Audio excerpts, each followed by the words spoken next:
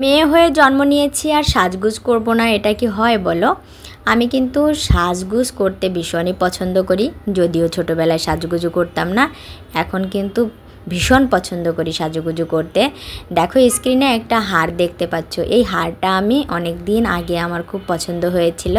যদিও এটা ছিল স্বর্ণের হার এবং দামটাও ছিল বেশ। এজন্য স্বর্ণ দিয়ে যেহেতু পরতে পারবো না, তাই ভাবলাম যে এই স্বর্ণের ক্যাটাগরির এই হারটা আমি কেন ক্লে দিয়ে না বানাই। আমি যেহেতু ক্লে দিয়ে অনেক কিছুই বানাই, এজন্য আমি চিন্তা করেছি এটাকে আমি স্বর্ণ দিয়ে না বানাতে পারলেও আমি ক্লে দিয়ে এটাকে বানিয়েই ছাড়বো। আমি কিন্তু দেখো ক্লে দিয়ে গয়নাটা বানাতেও বসে গেছি। আর আমার এই ভিডিওটা করার জন্য এক দিদিভাই, মানে সায়ন্তিকাজ হবি নামে এক দিদিভাই বলেছিল, দিদি ভীষণ সুন্দর হয়েছে, অবশ্যই ফুল ভিডিওটা শেয়ার করো। তাই আমি আজ শেয়ার করছি। দেখো আমার কাছে যদিও কোনো টুলস নেই, আমি আমার বাসায় থাকা জিনিসপত্র দিয়ে এই হারটা বানিয়েছি। দেখো আমি প্রথমে কাগজ দিয়ে একটা পাপড়ির শেপ করে নিয়েছি। সেই শেপ আন্দাজে আমি ক্লের উপরে রেখে সেই শেপটা দিয়ে দিয়েছি।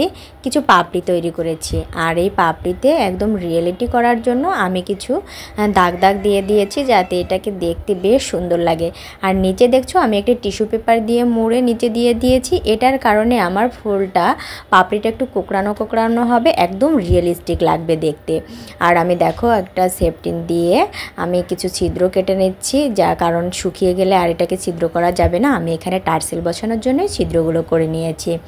আর দেখো আমি এবার এটাকে গোল্ডেন কালার যেহেতু করব, স্বর্ণের আঁচে তৈরি করব, এজন্য আমি আসমানের সাথে একটু হলুদ রং মিশিয়ে আমি একদম গোল্ডেন কালারের একটা কালার দিয়ে দিচ্ছি, যেন এটাকে দেখতে একদম স্বর্ণের মতন মনে হয়।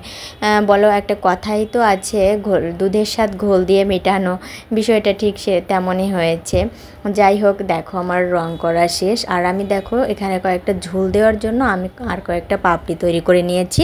এবার আমার টার্সেল তৈরি করার পালা। দেখো আমি টার্সেল তৈরি করতেও বসে গিয়েছি। এখানে আমি একটা বড় পুঁথি নিয়েছি, ডান হাতে একটা ছোট পুঁথি নিয়েছি, আর বাম হাতে আমার একটা ছোট একটা বড় পুঁথি নিয়েছি। আর বড় পুঁথির ভিতরে আমি ছোট পুঁথির ডান পাশের এই সুতাটা দিয়ে দিচ্ছি। দেখো আশা করি তোমরা বুঝতে পারবে, আর যদি না বুঝতে পারো অবশ্যই কমেন্ট বক্সে জানিও। আর যদি সায়ন্তিকা দিদি যদি আমার এই ভিডিওটা দেখে যদি একটু উপকৃত হও, তাহলে আমি নিজেকে বড্ড ধন্য মনে করব। যাই হোক, যদি দিদিভাই তুমি দেখে থাকো, যদি কোনো জায়গায় না বুঝতে পারো অবশ্যই কমেন্টে জানিও। তুমি ক্লে দিয়ে গয়না বানালে কিন্তু দেখতে ভীষণই সুন্দর লাগে।